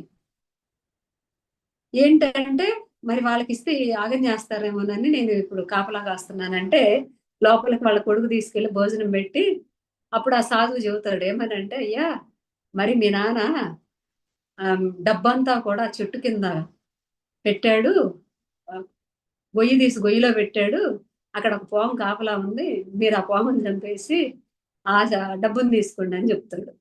చూడండి, మనిషికి మోహం, అంగీకారతత్వం, మరణం అనేది లేనప్పుడు అక్కడ ఆ మనిషిలాగా మనం కూడా బంధాల్లో ఇరుక్కుపోయి ఆత్మ అనేది అన్నిటిలో ప్రవేశించి ఇలా జరుగుతూ ఉంటది. అంటే మళ్ళీ జన్మ తీసుకొని వచ్చి దాని మీదే ఉంటది కాబట్టి అక్కడే ఉంటది. ఆత్మ ఎదుగుదల ఉండదు. అందుకే ఆశ మోహంగా ఉండాలి. ఎంత పట్టుకు ఉండాలో అంత ఆశ ఉండాలి. దాన్ని ముందలకి తీసుకువెళ్ళాలి. అంతేగాని మనం దాని మీదే ఉండిపోకూడదు అనమాట. అందువల్ల ఇక్కడ అంగీకార తత్వం అనేది ప్రతిదీ మనం నేర్చుకోవాలి. బుద్ధుడు గురించిన కథల్లో బుద్ధుడు ఎంత అంగీకార భావంతో ఉంటారో మనం గ్రహించగలుగుతాము. ఎందుకంటే మరి అంతే కదా, ఆయన ఆ తెలుసుకున్నాడు. ఇప్పుడు దాకా నేను సంసార జీవితాన్ని బాగా అనుభవించాను, ఇంకా వెళ్ళిపోవాలి అని చెప్పేసి ప్రతి చోటకి వెళ్తాడు. మరి ఆయన అంగీకార భావంతో ఉంటాం మనం గ్రహించాం కదా. ఒక వ్యక్తి బుద్ధుడి ముఖంపై ఉమ్మిన చిరునవ్వుతో బుద్ధుడు అంగీకార భావాన్ని చూసి చలించిపోయి తర్వాత బుద్ధుడికి శిష్యుడుగా మారతాడనమాట. మరి ఉమ్ముతాడు అనమాట. ఉమ్మినప్పుడు తుడుచుకున్నాక ఏమనడు. ఏమనకుండా చూస్తూ ఉంటాడు. ఇక ఆయన చూసి ఆ అంగీకార తత్వాన్ని చూసి అతను శిష్యుడైపోతాడు. జీవితాన్ని అంగీకరిస్తే శ్రీకృష్ణుడిలాగా, ఒక ఓషో రజనీస్ లాగా మనకు కూడా జీవితం ఒక సరదాగా, పాటగా, ఆటగా, ఒక పండుగగా ఉంటుందన్నమాట. అంతే కదా, శ్రీకృష్ణుడు కూడా మరి ఆయన ఎన్ని బాధలు పడ్డాడు. 14 ఏళ్ళు వాళ్ళ అమ్మకి దూరంగా ఉన్నాడు. కంసుడు ఆయన మీద యుద్ధం చేస్తూనే ఉన్నాడు, అన్ని చేస్తానే ఉన్నాడు, ఎన్ని పోరాటాలు నడిపాడు. ఆయన చనిపోయిన తర్వాత దేహం 7 రోజులు ఎవరు కూడా కనపడలేదు. మరి చూడండి, మరి ఆయన్ని పోల్చుకున్నప్పుడు ఆయన బాధలను కూడా మనం గుర్తు చేసుకోవాలి కదా. అలా ఓషో, రజనీష్ లాగా మనకు కూడా జీవితం ఒక సరదాగా, పాటగా, ఆటగా, ఒక పండగగా సాగిపోవాలి. ఇప్పుడు మనం చాలా మంది ఓషో గారిని చాలా ఆయన చేసిన కొన్ని పనుల వల్ల మనం బ్యాడ్ గా అనుకుంటాం. ఆయన ఏం చెప్పాడంటే, ఆయన యొక్క జ్ఞానం ఏంటంటే, ఏది చేసినా దాన్ని దాటగలగాలి, దాంట్లోనే ఇరుక్కుపోకూడదు. అంటే దాన్నే చేస్తూ చేస్తూ ఉండకూడదు, దాన్ని దాటి మనిషి ముందలకు వెళ్ళాలి, అక్కడే ఉండిపోకూడదు అని ఆయన యొక్క తత్వంలో, ఆయన యొక్క బుక్స్ లో చెప్పాడనమాట. అలా పండగగా, సరదాగా మనమే మలుచుకోవాలన్నమాట. అంటే అంగీకరించినప్పుడు ఇవన్నీ జరుగుతాయి. ప్రకృతి ప్రకృతిలాగే సవ్యంగా సాగిపోతుంది. మనమే అంగీకరించటం లేదు. ప్రకృతి సౌందర్యం సత్యంతో ఆనందం పారవస్యం ఓలలాడుతూనే ఉన్నదన్నమాట. ప్రకృతి అనేది తన యొక్క స్థితిలో తను చాలా ఆనందంగా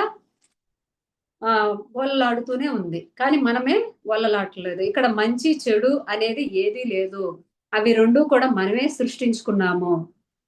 చెడులో కూడా మనం మంచిని చూడగలగాలి.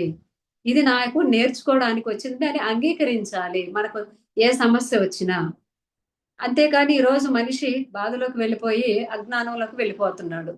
ఇందాక మనం చెప్పుకున్న అతని కథలో తెలుసుకుంటే, మనలో ఉన్న వాటిని కంపింపు కప్పిపుచ్చుకుంటున్నాం. మనలో ఉన్న గుణాలను నేను చేసేదే కరెక్ట్ అని కప్పిపుచ్చుకుంటున్నాం అనమాట.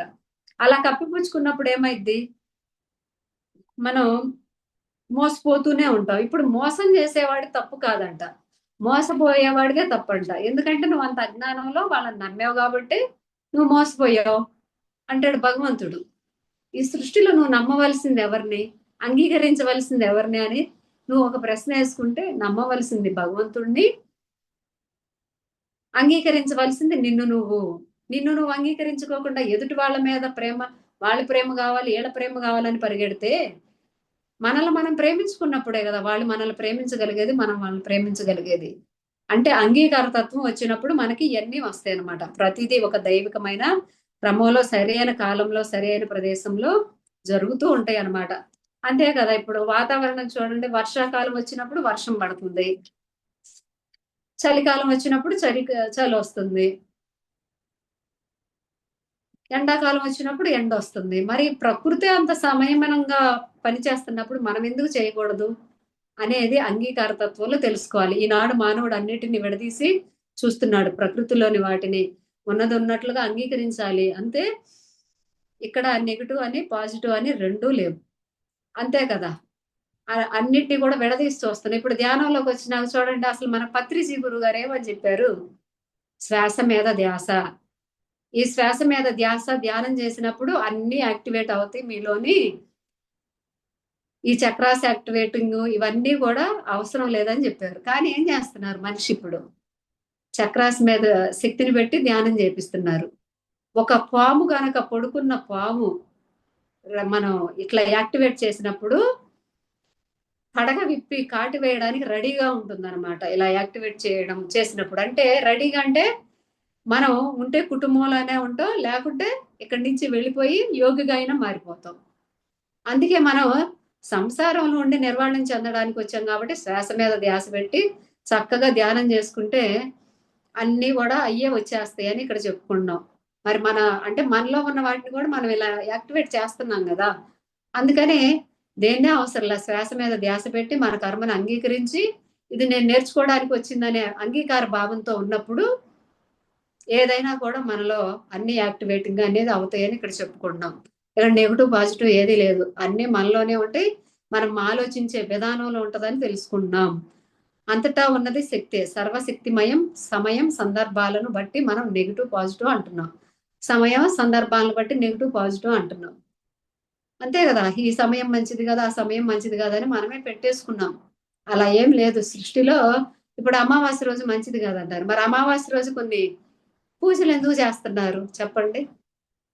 అమావాస్య రోజు దీపావళి పండుగ వచ్చింది, ఎందుకు వచ్చింది అనేది మనం ఆలోచిస్తే అక్కడ పాజిటివ్ లేదు, నెగిటివ్ లేదని మనం తెలుసుకోవచ్చు అనమాట. అందుకే ఇక్కడ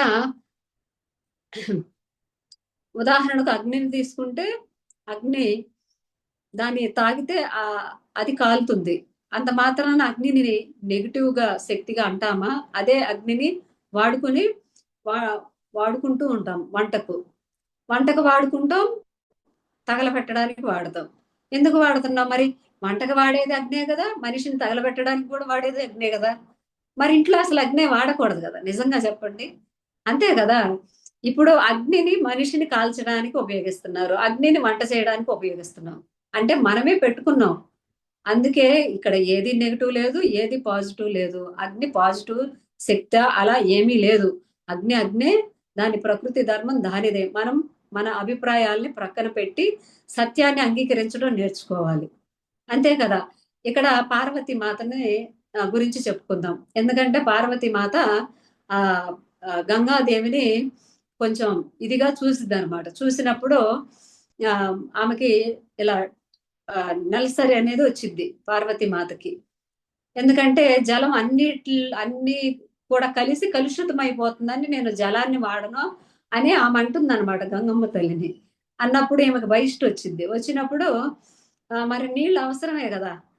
కానీ అప్పుడు ఏమంటది, శివుడు ఏమంటాడు, నువ్వు అన్నావు కదా గంగమ్మ గంగాదేవిని నువ్వు దూషించావు కదా, నువ్వు పాలతోనే ఏదైనా చేసుకో అంటాడంట. ఆమె పాలతో స్నానం చేసింది. చేసినప్పుడు చీమలు పడతాయి. ఎంత దేవత అయినా ఎన్ని చేసినా కానీ వాళ్ళకు కూడా అన్ని ఉంటాయి కదా. అయినా కూడా ఏం చేసి చీమలు దులుపుకుంటది. కానీ జిడ్డు జిడ్డుగా ఉంటది. మరి పాలతో స్నానం చేస్తే ఎలా ఉంటది? అప్పుడు ఆహా, ఇట్లా ఇట్లా ఉంది, నాకు చీదరగా ఉంది అన్నప్పుడు శివుడు అంటాడంట, గంగాదేవిని ఆ వేడుకో, ఆమె వచ్చిద్ది అంటాడంట. అంటే ఇక ఈమె వెళ్తుంటే గంగాదేవి దూరంగా వెళ్ళిపోతూ ఉంటది అనమాట. ఎందుకంటే ఈమె దూషించింది కదా. అందువల్లే ఆమె వెళ్తూ ఉన్నప్పుడు అప్పుడు అంట, నన్ను క్షమించు గంగా, నేను ఇలా నిన్ను దూషించానంటే, అయితే ఒక గుంటలో బురద నీళ్ళున్నాయి, దాంట్లో వెళ్ళి మునుగు అంటదంట. ఆ బురద నీళ్ళలో ఆమె వెళ్ళి మునిగిద్ది, అవి మంచి నీళ్లుగా మారుతాయి. అంటే చూడండి, ఆమె అంగీకరించింది. ఫస్ట్ అహంలోకి వెళ్ళి దూషించింది. ఆ తర్వాత ఆ నీరు లేనిది మనం బతకలేమని, ఆ నీరు అనేది ఆ మనకు చాలా అవసరమని, అలా మనలో ఉండే బహిష్టు కూడా వచ్చినప్పుడు మనం పండగలప్పుడు వచ్చిందే ఎలా వచ్చిందో అలా వచ్చిందని మనం చేదరించుకోకుండా, అది లేనిది మన జీవితం లేదు కదా, దానిలో నుంచే కదా సృష్టి ఉన్నదని ఒక స్త్రీ అనేది ఆలోచించినప్పుడు, అంగీకరించినప్పుడు ఆ బహిష్టును కూడా మనం ప్రేమించగలుగుతామని ఇక్కడ చెప్పుకుంటున్నాం ఫ్రెండ్స్. అందుకే మనం అభిప్రాయాలను పక్కన పెట్టి సత్యాన్ని అంగీకరించడం నేర్చుకోవాలి. వస్తే రాని, పోతే పోని, ఉంటే ఉండని అనేవారట సదానంద యోగి బ్రహ్మర్షి పత్రిజీ గారితో. సదానంద యోగి అనేవాళ్ళంట, వచ్చేది వచ్చిద్ది, పోయేది పోయిద్ది, ఉండేది ఉండిద్ది అని పత్రిజీ గురువు గారితో అనేవాడు అనమాట. ఇక దీనికి మించిన అంగీకార భావం ఉన్నదా? అంగీకార భావనకు పరాకాష్ట ఇదే. అంతే కదా, మన జీవితంలో కూడా అంతే కదా. ఇప్పుడు ఒక కర్మ వచ్చింది అనుకోండి, అయ్యో నాకెందుకు వచ్చింది ఈ కర్మ అంటాం. అది నీ ఇంటికి రావాల్సింది కాబట్టి వచ్చింది. అది మనం అంగీకరించినాం అనుకోండి, అది నాకు రావాల్సింది ఉంది కాబట్టి నేను ఎంచుకున్నాను కాబట్టి వచ్చింది అని అంగీకరించాలి అని అంగీకార భావం గురించి చెప్పుకున్నాం. ఇప్పుడు అనుమతి అనుమతించడం అనేది గొప్ప ఆధ్యాత్మిక భావన. దీన్నే స్వీకరించడం అంటారు. అంతే కదా. ఇప్పుడు అని కూడా మనం పిలుస్తారు. మనము దైవత్వము మరి జీవితము ప్రసాదించే అన్ని శుభాలను అనుమతించకపోనే మరి స్వీకరించకనే ఇన్ని ఇబ్బందులు పడుతున్నాం. దైవత్వం ఇచ్చేది, ప్రసాదించే దాన్ని అది అనుమతించకపోవడం వల్లే కదా ఇవన్నీ జరుగుతున్నాయి. అదే అనుమతిస్తే ఇవన్నీ జరుగుతాయా? అనుమతి అనేది చాలా ముఖ్యం అన్నమాట. ఇది ఆధ్యాత్మికంగా కూడా అన్ని శుభాలను అనుమతించకపోనే మరి స్వీకరించకనే ఇన్ని ఇబ్బందులు పడుతున్నాం. మనము నారాయణులను అంటే ఆత్మ పదార్థాలము. మనమంతా కూడా నారాయణ చైతన్యాలము, ఆత్మ పదార్థాలము. కుటుంబంలో ఉండి నిర్వాణం చెందుతున్నామంటే మరి నారాయణుడు కుటుంబంలో ఉండే కదా ఈ సృష్టికి అన్ని చూస్తున్నాడు. రాత్రిపూట వచ్చి లోక సంచారం చేస్తున్నాడు, ఏ జీవికి ఏం కావాలనేది. అలా మనం కూడా మన జీవితంలోకి ఏది అనుమతించాలి, దేన్ని ముందలకి తీసుకెళ్ళాలి అనేది మనం తెలుసుకోవాలి. కానీ దరిద్రంలో ఏడ్చుతున్నాం మనం. సృష్టి యొక్క సర్వ శుభాలను, సర్వ సంపదలను, సర్వ జ్ఞానిని, సర్వ శక్తులను అనుమతిస్తే మనకు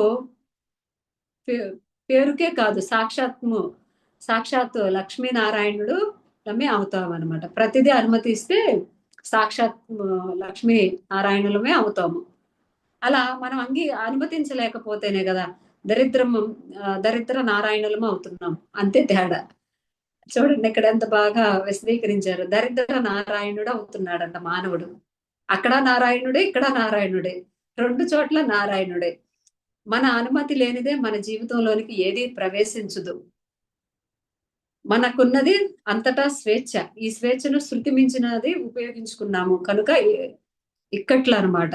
అంటే మన అనుమతి లేనిది మన జీవితంలోకి ఏది రాదు.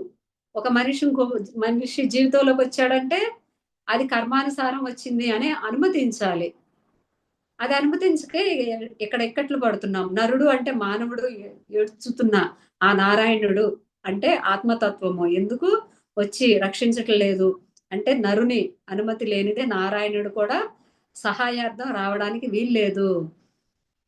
మనం ఏం చేస్తున్నాం, పక్క వాళ్ళకి వీళ్ళకి వెళ్ళి సహాయం చేస్తారేమోనని చెప్పేసి వాళ్ళని వీళ్ళని అడుగుతున్నాం. అలా కాదు, భగవంతుడిని అడగాలి కష్టం వచ్చినప్పుడు.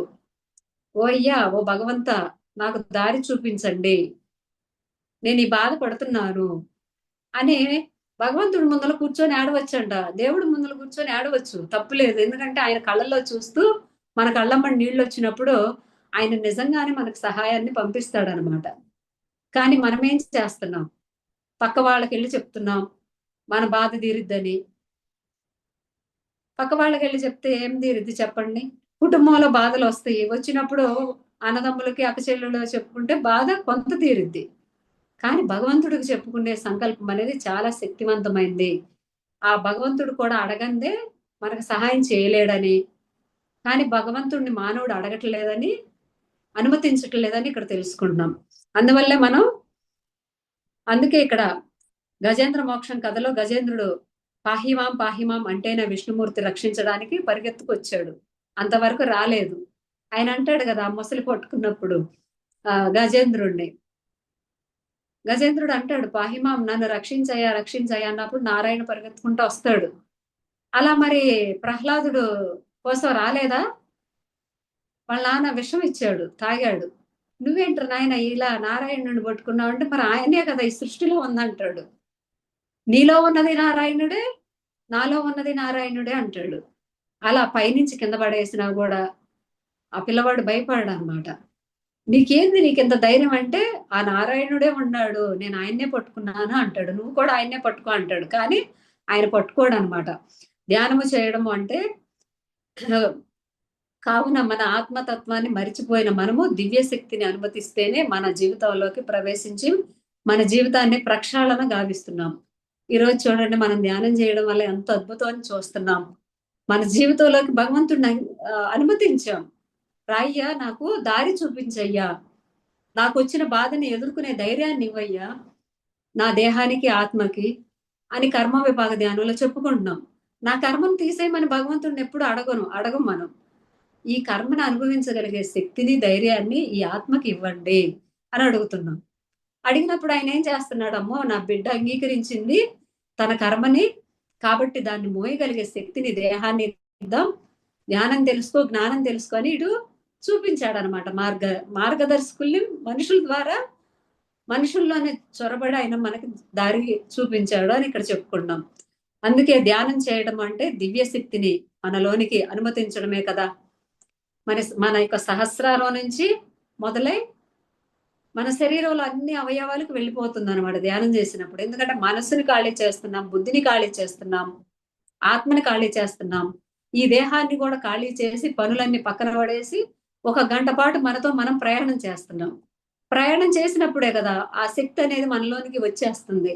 అదే నువ్వు పని చేస్తూ ధ్యానం చేయాలంటే ఆ శక్తి తక్కువగా వచ్చింది. అందుకే మనిషి ఎప్పుడు కూడా తన కోసం తను ఎన్ని సేవలు చేసినా, ఎన్ని చేసినా కూడా ఈ ఆత్మ ఫైనల్ గా ధ్యానం చేయడానికి, జ్ఞానం పంచడానికి, ఆత్మ ఎదుగుదల పూర్తి చేసుకోవడానికే భూమి మీదకి కంపల్సరిగా రావాలి. అందుకే ధ్యానంలోకి వచ్చిన వాడు యోగి అవుతాడని పత్రిజీ గురువు గారు మనకు చెప్తారు. అలా కళ్ళు మూసుకొని ధ్యానం చేయాలి అని మనం తెలుసుకున్నాం. లేకపోతే ధ్యాన స్థితిలోకి సాధన ద్వారా వెళ్తేనే లేక ఆ స్థితిలో ఉంటేనే మనలోనికి శక్తి ప్రసరణ జరుగుతుంది. అప్పుడు ఇంద్రియాలు అన్ని ఖాళీ చేస్తాం కాబట్టి ఇవన్నీ జరుగుతాయి అన్నమాట. అందుకే ఈ సృష్టిలో నారాయణుడిని తలుచుకోవాలంటే స్థిర సుఖాసనంలో కూర్చొని భగవంతుడిని పిలుచుకోవాలి. అందుకే మనకిష్టమైన గురుదేవుల్ని, మనకిష్టమైన దైవాన్ని ఇన్వైట్ చేసుకుంటాం ధ్యానంలో. ఆత్మ ప్రణామాలు తెలియచేసుకుంటాం. ఏదైనా సరే అనుమతిస్తేనే మనలోనికి, మన జీవితంలోనికి ప్రవేశిస్తుంది. కావుననే మనం ధ్యాన సాధన చేసి ధ్యాన స్థితిలోనికి వెళ్తేనే శక్తి మనలోనికి ప్రవేశిస్తుంది. ఈ శక్తి మనలో ఉన్న హర్షడ్ వర్గాలను బ్యాలెన్స్ చేయగలిగే శక్తిని ఇస్తుంది అని ఇక్కడ తెలుసుకున్నాం. ఇక్కడ ఒక భిక్షవాడు ఉంటాడు అనమాట. ఒక భిక్షాటన చేసుకునే అతను ఏం చేస్తూ ఉంటాడంటే ఇలా అడుక్కుంటూ అడుక్కుంటూ విరక్తి పుట్టిద్ది అతనికి ఆ జీవితం మీద. విరక్తి పుట్టి, ఓ దేవుడా నువ్వు వచ్చి నా బాధలు తీర్చవా అని అడుగుతాడు. అడిగినప్పుడు నిజంగానే ఒక 10 అడుగుల దూరంలో ఒక వెలుగు వచ్చిద్దంట. ఒక వెలుగులాగా ఆ భగవంతుడు వస్తాడనమాట. వచ్చినప్పుడు అక్కడ ఈయన ఏంది, నేను పిలవంగానే వచ్చాడు భగవంతుడు అంటే నా కోరిక తీర్చడానికి వచ్చాడని ఈయన వెళ్తాడు అక్కడికి. వెళ్ళినప్పుడు భగవంతుడు ఏమని అడుగుతాడంటే, నీ దగ్గర ఏదన్నా ఉంటే నాకు ఇవ్వు అని అడుగుతాడంట. ఇక్కడ నేనే అడుక్కునేవాడిని అంటే నువ్వు నా దగ్గర గీక్కునేవాడివి అని మనసులో అనుకొని, నీకు నా దగ్గర ఉన్న బియ్యం గింజలు రొట్టెలు ఇచ్చేస్తే మరి నాకు తినడానికి ఉండదా అని చెప్పేసి ఆయన వెనక్కి దాచుకుంటాడు అనమాట. దాచుకున్నప్పుడు మళ్ళీ మళ్ళీ 4 సార్లు అడుగుతాడు భగవంతుడు. ఏమన్నా ఉంటే ఇవ్వు, నాకు ఏమన్నా ఉంటే ఇవ్వు అని రిక్వెస్ట్ గా అడుగుతాడంట ఆ భిక్షవాణ్ణి. అడిగినప్పుడు సరేలే ఎంత ఇదిగా అడుగుతున్నాడు కదా అని 4 బియ్యపు గింజలు ఇస్తాడంట. ఇచ్చినప్పుడు ఇంకెళ్ళిపోతాడు ఆ బియ్యపు గింజలు తీసుకొని. వెళ్ళిపోయిన తర్వాత ఇతను నిరాశగా భగవంతుడు వచ్చి నాకు బాధను తీరుస్తాడు అనుకుంటే, ఇదేంటి ఆయనేమో నా దగ్గరే 4 బియ్యపు గింజలు తీసుకొని వెళ్ళిపోయాడని అనుకుంటూ వెళ్ళి ఒక చోట కూర్చొని పడుకుంటాడంట. పడుకున్నప్పుడు ఆయన దగ్గర ఉన్న బియ్యపు గింజలన్నీ కూడా బంగారం గింజల్లా మారిపోతాయంట. చూడండి, అందుకే భగవంతుడికి మనం ఏది ఇస్తే తిప్పి మనకు అది ఇస్తాడు. ఎందుకంటే ఏది ఆయన ఉంచుకోడు.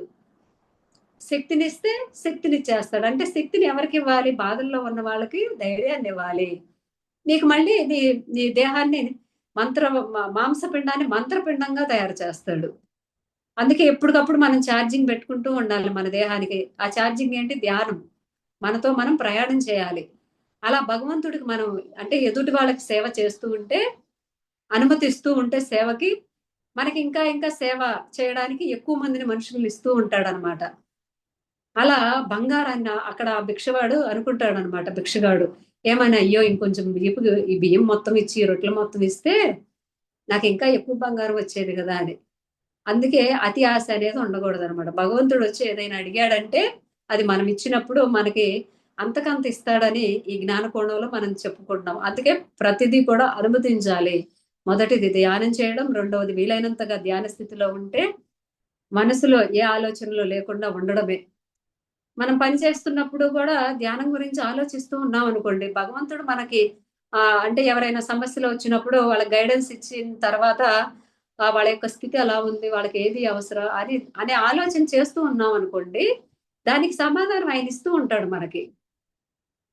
మన మనసులో నుంచి ఇలా చేయి, నువ్వు ఇలా చేస్తే ఇలా ఉంటది, ఇలా ఉంటది అంటే మౌనంగా పని చేస్తూ ఆలోచన అనేది ధ్యాన ఆలోచనలు ఉంటాయి కదా. అంటే మన మనసు అనేది భగవంతుడి గురించి ఆలోచిస్తుంది కదా. అంటే బయట వాళ్ళ గురించి ఆలోచిస్తున్నాం అంటే భగవంతుడి గురించి ఆలోచిస్తున్నట్లే అని మనం అనుమతించినప్పుడు ఆయన మనకు ఆలోచనలు ఇస్తూ ఉంటాయి. వాళ్ళకి ఇలా చెప్పు, అలా చెప్పు, ఆ ధైర్యాన్ని ఇవ్వు, ఈ ధైర్యాన్ని ఇవ్వు, అయిపోయిద్దని చెప్పేసే పని అయిపోయింది అని వాళ్ళు అనుకోమను అని చెబుతూ ఉంటాడు. అలా మనం వాళ్ళు మన దగ్గరకు వచ్చినప్పుడు ఆ యొక్క మాటలు మనం చెప్పినప్పుడు ఆ పనులు నిజంగానే అవుతాయి ఫ్రెండ్స్. అందుకే భగవంతుడిని అనుమతించాలి. అలా మనం ఉండడం ఇదే మన మనోశూన్యత అంటారు. శూన్యంలోంచి అన్ని ఉద్భవిస్తాయి. శూన్యంలో ఉండడము అంటే అన్నిటినీ అనుమతించేందుకు నేను సిద్ధంగా ఉన్నాను. నాకున్న ప్రతి బంధాన్ని, ప్రతి ఆలోచనని, చెడుని, మంచిని, ఈ దేహాన్ని, నాకున్నటువంటి అసౌందర్యాన్ని అంటే నేను సౌందర్యంగా లేనని బాధపడుతూ ఉంటారు. నేను చాలా చక్కగా ఉన్నాను అని మనం ఆ సౌందర్యాన్ని కూడా అనుమతించినప్పుడు మనలో శూన్యం అనే శక్తి వికసిస్తుందని ఇక్కడ చెప్పుకుంటున్నాం. ఆ మూడవది నేను అన్నిటినీ స్వీకరించేందుకు సిద్ధంగా ఉన్నాను అని సృష్టిలోనికి మన హృదయంలోంచి భావన పంపించాలి. నేను ప్రతిదీ కూడా అంగీకరిస్తున్నాను అని సృష్టిలోనికి మన భావాన్ని పంపించాలన్నమాట. ఎందుకంటే మనిషి భావనా శక్తిగా అంత ఎనర్జీ ఉంటుంది, శక్తి ఉంటుంది. అది వెళ్ళి అది సృష్టించబడిద్ది అనమాట. మనం ఇప్పుడు చేస్తున్నాం, అబ్బా పండు తింటే ఎంత బాగుండిద్దని. మరి ఆ పండు మనకు రావట్లేదా? మన మనసులో నుంచి ప్రకృతిలోకి వెళ్ళేది అక్కడ వచ్చేస్తుంది అనమాట. ఎందుకంటే ఒక ఆమె ఉన్నారు, ఆమె ధ్యానం చేసే ఆమె. తన భర్త ఒకరోజు నైట్ రాలేదు. రాకపోయేసరికి తను మధ్యరాత్రి కాడ లేసి ధ్యానం చేసి మా వారు రాలేదే రాలేదే అనుకుని పడుకుందనమాట. పడుకున్నప్పుడు అక్కడ ఆమెకు ఒక కళ్ళు ఇచ్చారు. ఏమనంటే ఒక పిల్ల అక్కడ ఈమె మీద కంప్లైంట్ చేస్తుంది సభలో, ఒక సభలో ఈమె మీద చాలా చెడుగా చెబుతుంది. చెబుతున్నప్పుడు ఈమెకు చాలా కోపం వస్తుంది. ఇదేంటి నేను చేయని దానికి చేశానని చెప్పేసి ఈ పిల్ల నన్ను అంటుందని చెప్పేసి కోపం వచ్చింది. ఆ సభ ముగిసిన తర్వాత ఈ పిల్ల ఏమో కొబ్బరి చెట్టు కింద పడుకొని వాళ్ళ నాన్నకి ఫోన్ చేసి ఒక కూల్ డ్రింక్ ఉంది, ఆ కూల్ డ్రింక్ లో స్ట్రా వేసుకొని తాగుతూ ఫోర్కుతో తింటుంది అనమాట. కల్లో తింటున్నప్పుడు ఏమొచ్చి గబా గబా ఆ పిల్లని కొడుతుంది అనమాట. నా మీద ఇలా సాడీలు చెప్తావా, నువ్వు ఎలా ఉన్నావు, నువ్వు ఇంత లేవు, అంత ఆలోచన చేసావు అని ఆ అమ్మాయిని కొడుతుంది. అప్పుడు ఆమె కళ్ళలో నుంచి బ్యాక్ వచ్చేసింది అనమాట. ఆ వచ్చిన తర్వాత ఆ దేహంలో కూడా అంతే అలసట ఉంది, అంతే కోపం ఉందన్నమాట. ఈ అమ్మాయి ఏంది నా మీద ఇలా చేసిందని చెప్పేసి కోపం ఉంది. అసలు అది చాలాసేపు పోలేదన్నమాట. చాలాసేపు పోకపోయేసరికి ఇదేంటి ఇదిగా ఆలోచిస్తున్నానంటే, చూడండి ఎంత సాధన చేసినా, ఎంత గైడెన్స్ చేసినా, ఎన్ని క్లాసెస్ చెప్పినా మనిషిలో హర్షడ్ వర్గాలు అనేవి ఆలోచన స్థితి మనం కోల్పోయినప్పుడు నువ్వు ఇలా అక్కడ ఆమెకి పరీక్ష జరిగిందనమాట. అక్కడ అవమానిస్తున్నా కూడా దాన్ని అనుమతించకుండా అమ్మాయిని కొట్టేసింది. ఆ టెస్ట్ లో ఫెయిల్ అయిపోయింది. ఇక వెంటనే కర్మ విపాక ధ్యానం చేసుకొని ఆమె పడుకుంది. నన్ను క్షమించమ్మా, నేను అక్కడ నా యొక్క ఎరుకను కోల్పోయాను. నువ్వు నా మీద ఫిర్యాదు చేసినా కూడా ఆమె చిన్నపిల్ల అని ఎరుక అనేది నాకు రాలేదు, ఏదో తెలియక చెప్పిందిలే అనే ఆలోచన నాకు లేకుండా నేను వచ్చి నీ మీద దాడి చేశానని నేను నీకు క్షమాపణ చెప్పుకున్నానని ధ్యానం చేసి మళ్ళీ పడుకుందామె. పడుకున్నప్పుడు కలలో మళ్ళీ ఏమని వచ్చిందంటే, ఆ కలలో ఆమె హస్బెండ్ ఎక్కడికో వెళ్తున్నప్పుడు కొండలు ఎక్కుతున్నారు. ఒక కొండ రాళ్ళు అనేవి ఇలా ఉన్నాయి. వాళ్ళ హస్బెండ్ ఇలా రా అని చెప్పేసి ఆమెని అన్నారు. ఆయన ముందర వెళ్ళిపోయారు. వెనక ఈమె వెనక ఇంకో ఉన్నారు. ఈమె ఎక్కిన తర్వాత వాళ్ళనే ఇలా రండి అని చెప్పి చెప్తుంది అనమాట. ఇక వాళ్ళు మాయమైపోయారు అక్కడికి వెళ్ళిన తర్వాత. అసలు అంటే వాళ్ళ హస్బెండ్ అక్కడ ఆమెను వదిలేసి వెళ్ళిపోయాడు. ఆమె తప్పిపోయింది. కలలో ఇక ఆమె కోపం రాలేదు. ధ్యానం చేయించాలి అని చెప్పేసి గబగబా నాకు ఉన్న గ్రూప్ సభ్యుల్ని ధ్యానం చేయించాలి కదా అని చెప్పేసి గబగబా అక్కడ కూడా ఫోన్లు తీసేసి ఒక కొండ కింద కూర్చొని ఫోన్ ఆన్ చేసి అందరికి ఫోన్లు చేసి ధ్యానం చేయించింది. చూడండి, అంటే ఆ టెస్ట్ లో పాస్ అయిందనమాట. వాళ్ళ ఆయన మీద కోపం రాల. అంటే మనలో ఎప్పుడైతే ఈ యొక్క పరివర్తన కలిగిద్దో, ఈ పరివర్తన సృష్టిలోకి వెళ్ళినప్పుడు మళ్ళీ వెంటనే ఆమెకి కళ్ళలో టెస్ట్ జరగడం జరిగింది. ఆ టెస్ట్ లో ఆమె పాస్ అవ్వడం జరిగింది. అందుకే ధ్యానం అనేది చాలా అద్భుతమైన జ్ఞానం. అందుకే ఓం సర్వేషాం స్వస్తిర్భవతు, సర్వేషాం శాంతిర్భవతు, సర్వేషాం మంగళం భవతు, సర్వేషాం పూర్ణం భవతు, సర్వే జన సుఖినో భవంతు, లోక సమిస్త సుఖినో భవంతు అని పరులు ఉన్నతి కోరే విధంగా మనకు తెలియజేశారు. ఇవన్నీ కూడా మనకి తెలియజేశారు అనమాట. అన్నిటినీ కూడా అనుమతించు, ఇతరుల శుభాలను అనుమతిస్తేనే మనకు శుభాలు రావడం మొదలవుతాయని, వాళ్ళు మంచిగా ఉండాలి అని మనం భావించినప్పుడు మనకి మంచి జరుగుతుందని ఇక్కడ చెప్పుకుంటున్నాం ఫ్రెండ్స్. అందువల్ల ప్రతిదీ కూడా ఈ సృష్టిలో అనుమతించాల్సింది, మనం ముందరకు వెళ్లాల్సిందే. అనుమతించడం గురించి మనకి చాలా మంది శాస్త్రజ్ఞులు చాలా విధాలుగా చెప్పారనమాట. మరి ఇప్పుడు పత్రిజీ గురువు గారు కూడా అంతే కదా, మనకి ఏమని చెప్పాడు, మనకు వచ్చిన కర్మని మనమే అనుభవించాలి. ఆయన అడిగారంట ఎవరో, మరి మా కుటుంబ సభ్యుల వల్ల నాకు ధ్యానం కుదరట్లేదు పత్రిజీ గురువు గారు అని అడిగితే, అయితే కుటుంబ సభ్యులను చంపేసి నువ్వు ధ్యానం చేసుకో అన్నాడంట ఆయన. మరి కుటుంబాన్ని ఎందుకు తెచ్చుకుంది అనే జ్ఞానం మనకు ఉండదు అనమాట. అందుకే ఆయన కోపం వచ్చింది. ఇలాంటి చిన్న చిన్నవి అనేది తెలుసుకోలేకపోతే ఎలాగా ధ్యానంలోకి వచ్చినప్పుడు అని. ఆయన అన్న దాంట్లో తప్పు లేదు. మరి నిజమే కదా! సంసారంలో ఉండి నిర్వాణం చెందాలని తెచ్చుకున్నప్పుడు వాళ్ళతో సామరస్యంగా ఉంటే ధ్యానం చేసుకోవాలి. అంతేగాని ఊరికే యుద్ధాలు చేస్తూ ఉంటే ఎలా ఉంటది? అనే జ్ఞానం మనలో ఉండాలి ఫ్రెండ్స్.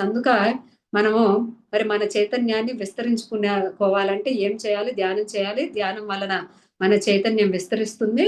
మన చైతన్యంలో నుంచి మనో వికాసం జరుగుతుంది. అంగీకారతత్వం వస్తుంది. అనుమతించగలుగుతాం. మైత్రి వచ్చిద్ది. ప్రేమ వచ్చిద్ది. స్వస్థత వచ్చిద్ది. ప్రశంస వచ్చిద్ది. ఆశీర్వాదం వచ్చిద్ది. శాంతి వచ్చిద్దని ఇప్పుడు దాకా మనం క్లాస్ చెప్పుకున్నాం. థ్యాంక్ యూ మాధవి గారు. Thank you. Thank you so much మీకు.